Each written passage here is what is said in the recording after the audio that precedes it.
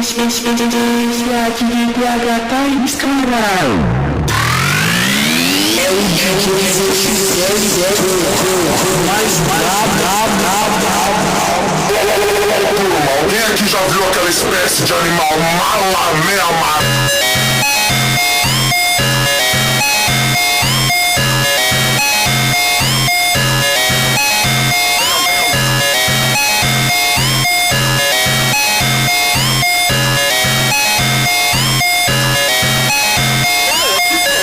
Então, eles são originários do sudeste da...